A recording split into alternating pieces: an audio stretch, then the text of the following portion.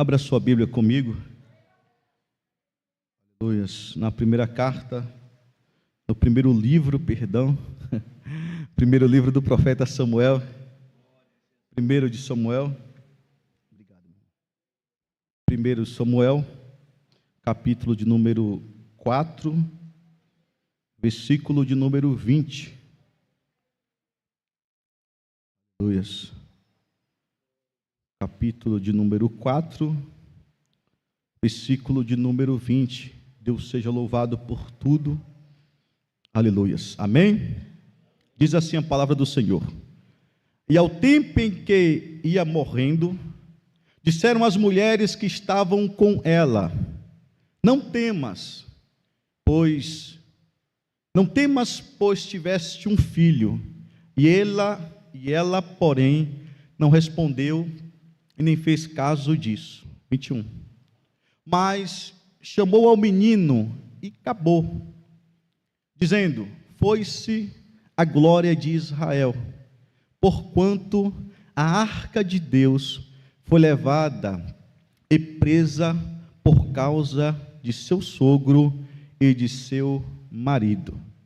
Capítulo de número 7, glória a Deus. Capítulo de número 7, versículo de número 3, glória a Deus,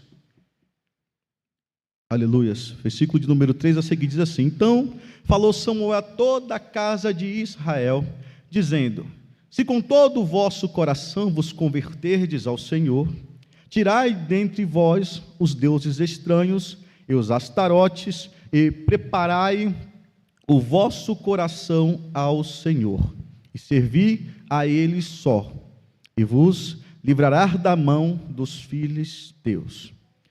Então os filhos de Israel tiraram dentre si os Baalins, os astarotes, e serviram só ao Senhor. Versículo 5. Disse mais Samuel: Congregai todo Israel em Mispa, e orarei por vós ao Senhor. Aleluia. Versículo de número 7. Ouvindo, pois, os filisteus que os filhos de Israel estavam congregados e em Mispa, subiram os maiorais dos filisteus contra Israel. O que ouvindo os filhos de Israel temeram por causa dos filisteus. Pelo que disseram os filhos de Israel a Samuel: Não cesse de clamar ao Senhor, nosso Deus, por nós, para que nos livre da mão dos filisteus. Então tomou Samuel um cordeiro que ainda mamava, e sacrificou-o inteiro em holocausto ao Senhor. E clamou Samuel ao Senhor por Israel, e o Senhor lhe deu ouvidos. E sucedeu que, estando Samuel sacrificando o holocausto, os filisteus chegaram à peleja contra Israel, e trovejou o Senhor aquele dia com grande trovoada sobre os filisteus, e os aterrou de tal modo que foram derrotados diante dos filhos de Israel. Amém? Somente até aqui. Eu fiz uma leitura um pouco extensa, mas porém estamos dentro do mesmo contexto. Quando nós paramos para analisar sobre a história de Israel, nós vemos sobre um povo a qual Deus escolheu para si. Um povo que, diante de muitas outras nações, Deus escolheu para si, chamando por principiante ou por pai Abraão, ainda quando era Abrão, até mesmo para provar que Deus, Ele sempre levanta pessoas de lugares improváveis, ou pessoas improváveis. Deus mostra que a mudança daquela pessoa, a mudança daquela atitude ou daquela nação, não foi propriamente por intuição ou por mérito humano, mas sim por Deus. Quando nós olhamos para Abraão, nós vamos ver um homem a qual o seu pai fabricava deuses, e de repente Deus decide chamar este homem, que estava acostumado a servir a vários deuses, adorar a vários deuses. Deus chama ele e fala: vem que eu vou te mostrar, vou fazer de ti e tu serás uma bênção. Então, resumindo o chamado de Deus na vida de Abraão, Deus quis mostrar para Abraão que tudo aquilo que Abraão tinha visto desde a sua meninice, toda a crença que o seu pai lhe ensinava, estava simplesmente errado, mas que o próprio Deus agora lhe mostraria aonde que estava o caminho da verdade e da vida.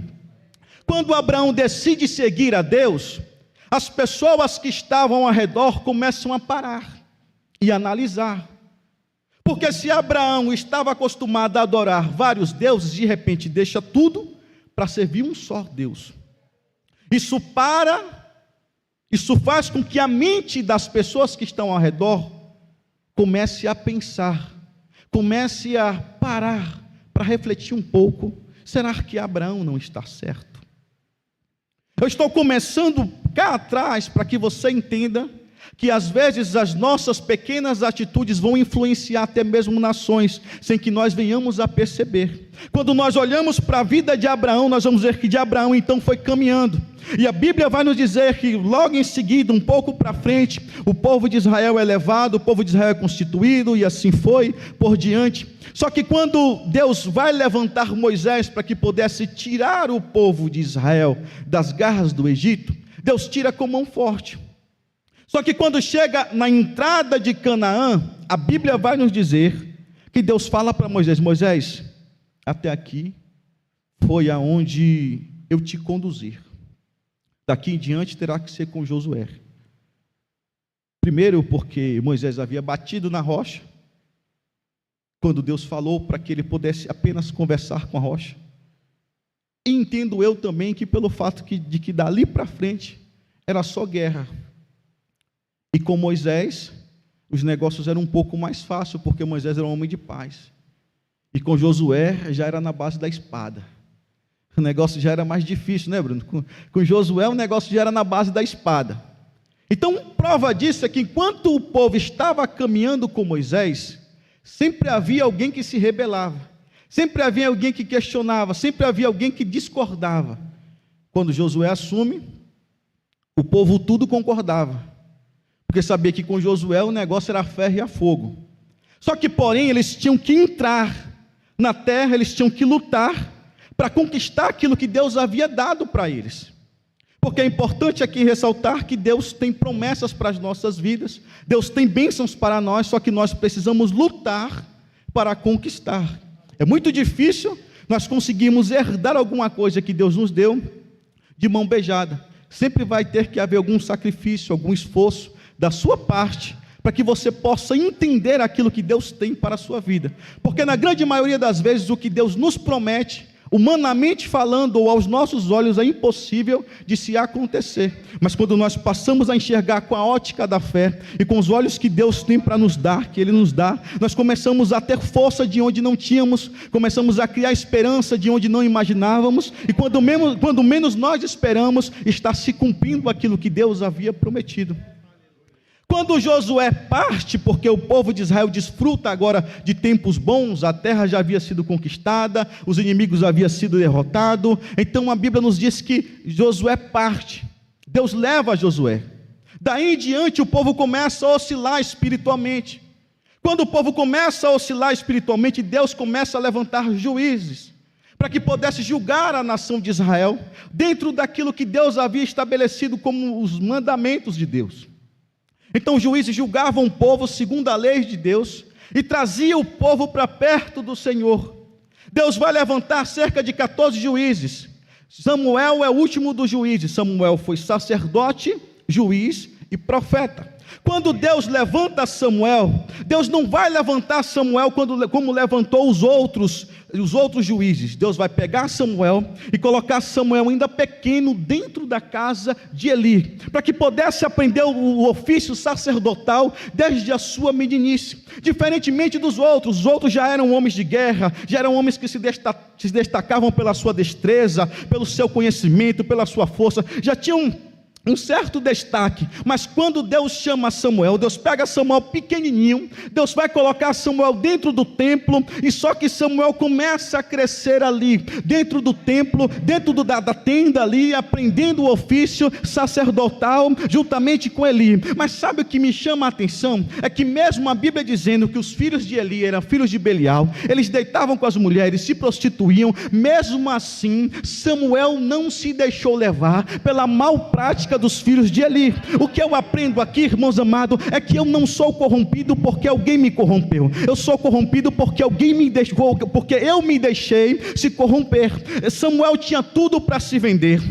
Samuel tinha tudo para se prostituir, Samuel tinha tudo para dar errado, mas quando ele decide servir somente ao Senhor, mesmo diante das pessoas ao redor pecando, irmão, eu não sirvo a Deus na igreja porque simplesmente o pastor está lá, simplesmente porque tal banda canta, porque tal irmão louva. Eu sirvo a Deus primeiramente, independente do erro de A ou B, o meu coração será sempre do Senhor. Quando eu olho para Isaías, eu vejo o Senhor falando por boca do profeta Isaías: olhai para mim e sereis salvos, olhai para mim e sereis salvos, olhai para mim e sereis salvos. Charles Haddon Spurgeon foi convertido ouvindo essa pregação: olhai para mim e sereis salvos. Quando eu olho para Cristo, eu entendo, irmãos amados, que verdadeiramente eu dependo de Cristo. Eu terei tutores, terei pastores, terei líderes, respeitarei sim, mas o meu maior alvo, a minha maior referência é aquele que morreu na cruz por mim, é aquele que, quando eu estava caído nos deleites e pecados dessa terra, ele estendeu as suas mãos para mim, me levantou, me derramou da sua graça tão doce, inefável e maravilhosa, e disse: meu filho, eu sou contigo, por onde quer que tu andares irei, onde quer que tu for irei. Ah, irmão, você não sabe, mas eu sei. Quando eu estava perdido na droga, o Espírito Santo falou para mim: desacreditam de você, não creem em você, não acreditam de você, mas eu estou te levantando na face da terra, eu estou te levantando do meio da droga, do pó, da cinza, para mostrar para todos que o que o homem não pode fazer, eu faço. O que o homem não pode mudar, eu mudo. O que o homem não pode transformar, eu transformo. O que o homem não pode fazer, eu faço. Foi assim com aquele ladrão do lado direito da cruz. Roma não mudou, prisão não mudou, família não mudou, apenas a palavra de Jesus foi suficiente para mudar aquele homem. Aleluia. Jesus apenas disse para aquele homem: ainda hoje estarás comigo no paraíso. Aleluia. Irmão, aquele homem, mesmo vendo Jesus crucificado, mesmo vendo Jesus carregando aquela cruz, mesmo vendo a tortura que o Senhor sofreu, ele nunca viu alguém igual a Jesus, nunca sentiu tal graça como a de Jesus, nunca sentiu presença tão importante como aquela de Jesus. Irmãos, talvez ele pode ter sido até observado por Nero, por um centurião, talvez ele pode ter sido observado por grandes homens que haviam em Roma, mas quando ele está crucificado ao lado de Jesus, a história muda. Porque até mesmo sem falar nada, Jesus transforma. Apenas a presença de Jesus, irmãos, ela supre. Apenas a presença de Jesus, ela muda. Você lembra daquela mulher que ela foi oferecer um vaso de alabastro para Jesus? Jesus não falou nada para ela. Ela simplesmente, pela presença de Jesus, ela entendeu que o que ela precisava, Ele tinha. O que ela necessitava, Jesus tinha para oferecer para aquela mulher. Quando nós olhamos para esta palavra aqui, nós vamos ver que Samuel tinha convicção daquilo que ele queria. Porque eu entendo que quando eu não tenho convicção do que eu quero, eu serei influenciado pelos outros, e serei aquilo que os outros querem que eu seja. E infelizmente nós vivemos em uma sociedade onde as pessoas se preocupam mais com a vida dos outros do que com a vida dela própria. Quando nós paramos para entender quem nós somos, para onde estamos indo, qual tipo de fruto eu tenho semeado, eu vou sempre procurar ter mais prudência naquilo que eu faço, da maneira que eu me comporto, da maneira que eu me posiciono. Porque falar até papagaio fala. E eu costumo dizer aquilo que eu aprendi com o pastor Benigno, nosso pastor presidente, que enquanto eu não falo, as palavras estão sobre o meu poder. Mas depois que eu falo, eu sou refém das minhas próprias palavras. Samuel vai entender que mesmo tendo um mau exemplo, ele não seria uma mau pessoa. Você talvez pode ser rodeado de pessoas que praticam coisa errada, que fazem coisa errada, que falam coisa errada, que procuram fazer o mal, mas você só vai praticar se você quiser. Você só vai errar se você quiser. Porque Deus sempre vai nos dar a oportunidade de escolher o bem, de fazer o que é certo, de andar corretamente. Então todos os dias o mal vai estar batendo na sua porta. Todos os dias, em várias áreas da sua vida, durante todo o dia praticamente, você vai ter a opção de escolher entre fazer o certo e fazer errado. De escolher entre o sim e de escolher o não. Somos nós quem precisamos. Essa semana eu me deparei com a situação de uma causa trabalhista, de uma pessoa que não trabalha comigo, uma pessoa que era patrão dela, que eu tenho um pouco conhecimento. Essa pessoa me procurou, falou, esse jovem, ele te respeita muito, ele gosta muito de você, e nós estamos tendo um problema na justiça, só que a maneira que está sendo conduzido é errado, e estão querendo me obrigar a pagar por aquilo que esse jovem não fazia. E aí eu falei, eu vou tentar ajudar, porque é interessante que pastor é um pouco de tudo, né, irmão? É advogado, é psicólogo, é psiquiatra. Eu falei, eu vou ver no que eu posso ajudar, porque a única coisa que eu entendo de direito é fazer as coisas certas, porque errado eu já fiz muito na vida, então vou andar direito agora. E aí ele até sorriu, e eu falei, vamos procurar fazer aquilo que é certo. Aí eu consegui chegar num acordo com o jovem. Quando eu falei para ele o acordo de valores e tudo mais, ele chegou para mim e falou assim, fala para o jovem que ele vai receber metade do que ele recebeu, para não ter que pagar parte do advogado. Aí eu falei, meu irmão, tu me pede para te ajudar, agora você quer me complicar? Porque como é que agora eu ajudo, eu faço a coisa certa, e de repente eu vou mentir, para beneficiar ninguém, e eu vou sair errado com Deus? Eu falei, não, peraí, se for para fazer o certo, você conta comigo, mas se for para mentir, irmão, eu estou fora desse barco. Aí ele falou, então faz o que tiver que fazer. Eu falei, não, nem que eu tenha que ajudar com alguma coisa financeiramente, ainda que eu não estou podendo muito, mas eu prefiro ajudar do que estar partilhando do errado e mais dizer, o pastor que falou. Então nós temos a opção de decidir entre fazer o certo e fazer o errado. No final das contas, fazendo o certo, deu tudo certo, está tudo resolvido, pronto. Não precisou eu tentar mentir para burlar ou beneficiar um e prejudicar o outro. Samuel, dentro desta situação, ele tinha a oportunidade de ser como os filhos de Eli eram e de não ser. Porque é interessante e é importante nós ressaltarmos aqui que às vezes o mal parece que ele vai se alastrando e criando força. E aí existem aqueles que olham para o mal e olham para o bem e falam, o bem não está tendo muita força, o mal Deus não está julgando, não está acontecendo nada, então vou partir para o lado de cá e vou praticar o mal, vou fazer o errado, vou pecar mesmo, vou me acabar aqui, e depois quando eu estiver perto de Jesus voltar, quando eu sentir que Jesus está voltando, eu vou me consertar com Ele. Então tem aqueles que já se deixam realmente influenciar pelo mal. Samuel não foi assim. Samuel, mesmo vendo tudo de errado que estava acontecendo ali, ele simplesmente ficou quieto. Porque eu entendo que Samuel era apenas um discípulo. Samuel era apenas um aluno. Samuel estava apenas aprendendo. E eu sempre entendi que a minha função como aluno, a função de um aluno, é aprender e não tentar ensinar e nem tentar mostrar para o professor que ele está errado. Porque eu sempre entendi comigo que quando eu aprendo com aqueles que vão à minha frente, eu vou aprender com os erros e com os acertos dele.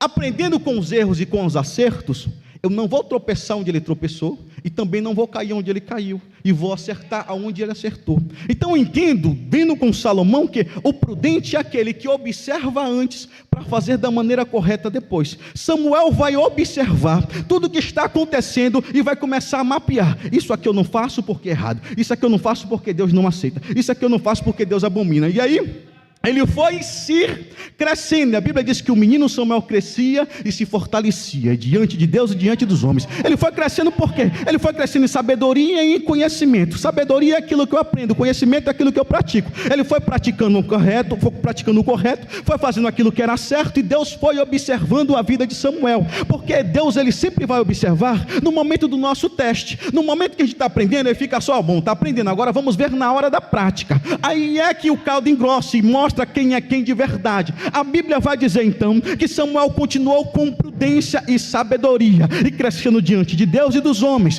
Porque, irmãos, ele via tudo o que estava acontecendo, mas ele estava apenas crescendo e se fortalecendo. Pronto, irmão. Não tem que julgar, não tem que apontar, não tem que criticar, não tem que falar. Nós temos apenas que aprender. Eu estou em fase de aprendizado. Não, pastor, mas tal igreja, mas tal ministério. Irmão, isso aí não é comigo. Estou aprendendo, sou barriga verde ainda. Como diz na Bahia, eu sou barriga verde, eu sou novinho demais. Eu não entendo muito desse negócio, deixa para os grandes, e deixa eu ficar aqui apenas com a palavra, e Jesus vai me ensinando devagarinho. Aí, irmãos amados, Samuel vai crescendo. Só que de repente, a Bíblia nos diz que quando Samuel está criando estatura e força, quando Samuel começa a criar robustez, aí Deus dá um sonho para Samuel. Quando Deus dá um sonho para Samuel, Deus fala para Samuel, agora fala para ele que está chegando o tempo das coisas começarem a mudar, está chegando o tempo das coisas começar a entrar no eixo. Por quê, irmãos? Porque Deus, ele vai segurando o cálice da ira ou da indignação, ele vai sustentando até um tempo determinado. Não pensa você que o que está acontecendo de gente zombando, gente badernando, de carnaval, o pessoal fazendo o que quer com a igreja, com o evangelho, com o nome de Cristo, não pensa que Deus não está vendo, não. Deus está calado, observando, mas está se enchendo o cálice da ira do Senhor. Vai chegar o grande dia, a qual o Senhor vai pesar a mão, e vai mostrar que verdadeiramente Ele é Deus, e com Ele não se brinca, com Ele não há sombra e nem variação de pensamento. A Bíblia diz então que de repente os filisteus se levantam. Quando os filisteus se levantam, a Bíblia diz que o povo de Israel também se levanta para guerrear, até porque nós não vamos perder a guerra. Nós somos a menina dos olhos de Deus, nós somos um povo de Deus, nós somos chamados por Deus, e foram para a guerra. Só que uma coisa, eu servir a Deus segundo os meus preceitos. Outra coisa, eu servir a Deus segundo a vontade dEle. A Bíblia diz que saem para a guerra. Irmão, mas tomaram um caldo.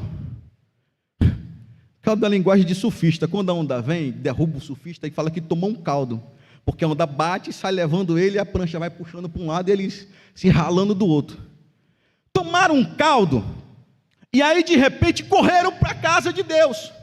Ofni e Finéias pega agora a arca da aliança e fala bem assim: nós não ganhamos a guerra porque nós estávamos andando ou guerreando sem a arca de Deus, mas agora nós vamos pegar a arca da aliança, que simboliza a presença de Deus, e nós vamos guerrear com os filisteus, porque diante da arca ninguém subsiste, diante de Deus ninguém subsiste. Claro que não, mas é importante ressaltar que Deus trabalha em concordância. Se o meu coração não estiver voltado para Deus, Deus vai ficar em silêncio, o mal vai prosperar. O mal vem e eu não terei forças para lutar contra ele. Pegam a arca na emoção, na adrenalina, e foram para cima, irmãos, do arraial dos filisteus. Aí agora morreram quase 30 mil homens. Os filhos de Eli também morreram. A arca da aliança foi levada. E de repente aquilo que parecia o grito de júbilo, o grito de alegria, porque Deus entrou na tenda, vai mudar todas as coisas, não mudou nada. Sabe por quê? Porque Deus não muda, irmãos amados, situações onde tem coração sujo. Se houver um coração impuro, Deus não vai mudar a situação ao redor, enquanto aquele coração não for limpo, enquanto aquele coração não for curado, a glória de Deus não vai descer. Vai ter emoção, vai ter empolgação, vai ter movimento, tem até barulho, irmão, tem até língua estranha, pode saltar e rodopiar, mas não tem transformação, não tem mudança de caráter. Sabe por quê? Porque o Espírito Santo, ele só vai vir onde há arrependimento primeiro. Todo o movimento que se foi chamado depois de avivamento, começou com quebrantamento e arrependimento. Quando se houve quebrantamento, houve arrependimento, a glória do Senhor, como diz o pastor Carlos, veio rasteira sobre o povo, e houve mudança, houve libertação de cativeiro, houve transformação de vida. Sabe por quê? Porque o povo entendeu que a maior parcela de culpa estava em si só, em si próprio e não no outro. Aí Ofni e Finéias entendiam que pegar a arca da aliança e ir para a guerra era apenas o que precisava ser feito para a nação ganhar. E eu digo para você aqui, irmãos, não vale nada eu ler Bíblia, eu conhecer a Bíblia, querer usar a Bíblia para o meu próprio testemunho, para me beneficiar, se o meu coração for impuro. Não adianta nada. De nada vale, irmão, é perca de tempo. É perca de tempo. Eu conversei outro dia com o irmão, e ele chegou para mim e falou: rapaz, foi bênção, tá, a gente conversando sobre algumas situações.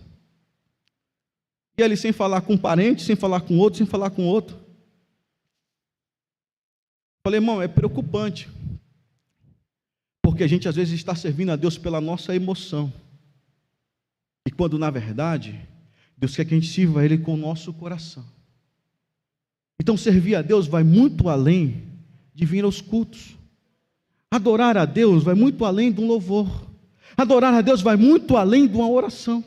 Adorar a Deus é algo que transcende a minha alma, é algo que vem do mais íntimo de mim, é algo que eu tiro aqui de dentro, irmão. O conceito de adoração quer dizer, quando eu extraio daqui, não é barulho, não é gritaria, não é pula-pula, não é aplauso, nada, é quando eu tiro daqui de dentro. Se eu aplaudir a Deus apenas superficialmente, não vai valer nada. Como o pastor Carlos falou aqui, adoração também pode ser nas palmas, mas tem que ser sincero, tem que ser aqui de dentro, não pode ser simplesmente por ser, não pode ser simplesmente por cantar. Adoração tem que ser algo que está além da minha esposa, dos meus filhos, que está além do meu trabalho, do meu carro, daquilo que move o meu coração. Adoração a Deus tem que ser algo que está além daquilo que eu possa imaginar para outra pessoa. O que é adorador, pastor? Aquilo que eu ofereço da minha alma. Aquilo que eu ofereço da minha alma.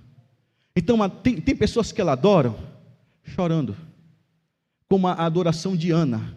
Ela não falou nada, ela não gritou, ela não balbuciou, mas a oração de Ana foi uma oração tão verdadeira, tão adoradora, que literalmente Deus ouviu. Então, irmãos, quando nós olhamos para o profeta Samuel, nós vamos ver que de repente Deus olha para a situação e fala: agora está vindo. E aqui, quando nós paramos para analisar, nós vemos que o povo perde a guerra, os filisteus agora comemoram. E sabe que o povo de Israel faz isso, muito me entristece. O povo volta para casa, o povo lamenta a perca, e o povo continua a vida como se nada tivesse acontecendo. Voltaram para casa, enterraram seus mortos e viveram a sua vida. Deus vai se levantar agora para mostrar para os filisteus que dele ninguém zomba. Pegaram a hemorroida, tiveram que devolver a arca da aliança, pegaram a arca da aliança e colocaram no lugar chamado Kiriat Jearim. Deixaram a arca da aliança lá. Passaram-se 20 anos, os filisteus predominando sobre o povo, os filisteus pesando sobre o povo, e a palavra que refletia sobre a nação de Israel era a palavra da mulher de Finéias. Quando ela estava morrendo, nascendo uma criança, ela deu o nome daquela criança que estava nascendo, dizendo: e acabou, foi-se a glória de Israel. Acabou, foi-se a glória, não volta mais. Porque, irmãos, às vezes nós estamos passando por momentos tão tenebrosos, que parece que para a gente só resta a ruína, parece que para a gente acabou. Às vezes nós estamos vivendo momentos tão trabalhosos na nossa vida, às vezes você luta para perdoar, às vezes você luta por isso, luta por aquilo, e às vezes o seu coração está tão amargurado e sobra sobre você apenas o peso da condenação, e às vezes nós estamos como a mulher de Finéias: meu Deus, eu estou desfalecendo, e a sua glória foi-se embora. Irmãos, é só um determinado momento, porque daqui a pouco Deus vai restituir tudo na sua vida, Deus vai restituir tudo de novo, porque de repente o povo começou a lamentar contra Deus, para Deus, falando: Senhor, nós estamos vivendo em opressão, Senhor, nós estamos padecendo, e de repente Samuel chega para o povo e fala assim: olha, se vocês se converterdes e servir somente ao Senhor, se vocês se converterdes e servir somente ao Senhor, as coisas começam a mudar. As coisas começam a ganhar rumo na nossa vida quando nós decidimos servir somente ao Senhor. Porque é interessante que às vezes nós vivemos como se nada tivesse acontecido, continuamos a vida como se tudo estivesse bem. E aí, irmãos amados, no momento da opressão a gente fala: não, está se acabando tudo, mas enquanto Deus está te dando vida, Deus está te dando a oportunidade de arrependimento. Enquanto Deus está me dando vida, Deus está me dando a oportunidade de arrependimento. Deus está me dando a oportunidade de um novo concerto, de uma nova aliança, de uma nova vida. E a Bíblia nos diz então que o povo olha para Samuel e fala: tá bom, Samuel, é para servir somente a Deus? Então vamos servir somente a Deus. Aí deitaram fora os Baalins, Astarote, os deuses estranhos que eles serviam. De repente colocou tudo para fora. Vamos servir agora apenas a Deus. Apenas a Deus, irmão. Não adianta, irmão. Não adianta. Não, eu sirvo a Deus, mas eu estou cantando a música de Chitãozinho Chororó em casa. O vizinho está cantando a música, eu abaixo o louvor para me poder ouvir a música do vizinho. E Jesus. Irmão, tá bom, pastor, vamos mudar. Aí, às vezes o meu coração está sendo iludido por aquilo que está lá fora, de maneira que ele não é, ou de maneira que eu não consigo fazer aqui dentro. Irmão, eu parei de jogar bola uma época, porque toda vez que eu jogava bola era aquela agonia, aquele desespero, irmão, e do pescoço para baixo, para mim era canela. Não queria perder não, eu podia passar correndo que eu dava nos peitos. E aí de repente falaram bem assim para mim, depois de uma pancada que eu dei, falaram: irmão, aí foi uma pancada santa. Aí eu parei para refletir, eu falei: meu Deus, meu coração não ferve assim para o Senhor, o meu coração não palpita assim pelo Senhor.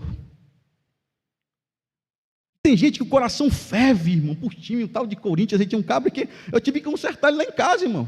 O cabra estava lá em casa assistindo o jogo e tal, e bateu na mesa porque o time dele perdeu um gol e gritou. Falei: peraí, cidadão, tu está chegando agora na minha casa, está batendo na mesa, desliga a televisão. E desligaram a televisão, falei: aqui quem canta alto sou eu. Eu falei: se for para continuar assim, tu deixa de torcer para o Corinthians ou tu vai largar minha filha. Porque um cabra para ser crente, adorar um time da maneira, eu não vejo na igreja ele assim, está ali quietinho, ó. Mas se fosse jogo daquele time, né, está gritando.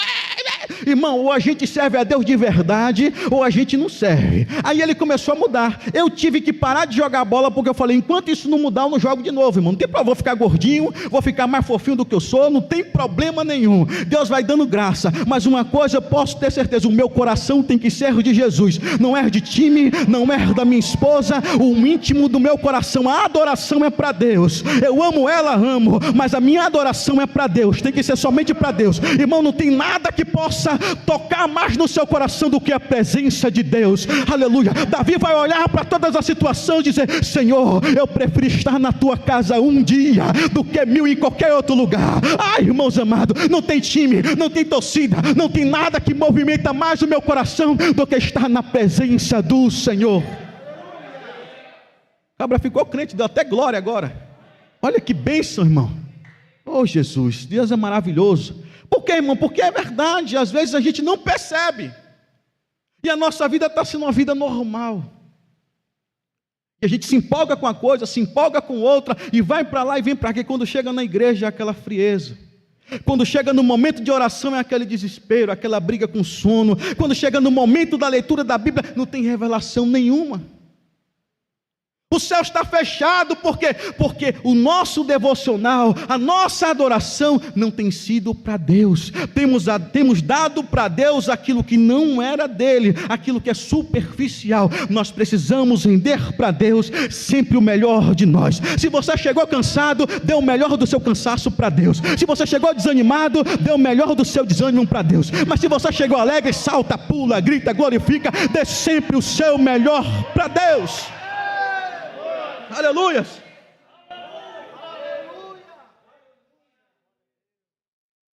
Samuel vai mostrar para o povo que o que o povo precisava fazer não era idolatrar a arca da aliança, porque idolatrar é fácil. Sabe aquele tipo de pessoa? Aqui eu vejo pouco, mas na Bahia tem um povo que fica com a Bíblia aberta, num salmo, no carro. O cabra está com um litro de pinga do lado e a Bíblia está lá. E quando ele vê que a bagaceira vai ser grande, ele põe a mão em cima da Bíblia e fala: Jesus me ajuda, e não larga o litro. Porque ele entende que aquilo é simplesmente um amuleto. Aquilo ali simplesmente vai mudar a vida dele sem que ele mude as suas atitudes. E quando na verdade nós precisamos mudar as nossas atitudes e servir somente ao Senhor. Samuel vai mostrar para o povo que nada adiantava a arca da aliança, a arca de Deus, a presença de Deus, toda aquela empolgação que o povo tinha com o coração fechado. Samuel vai falar assim: não, nós precisamos nos arrepender, abrir o nosso coração, aí sim, aí as coisas vão começar a mudar diante de nós. Olha a diferença, o povo se arrepende, e quando o povo se arrepende, Samuel fala: agora nós vamos jejuar, porque jejum é bom, irmão.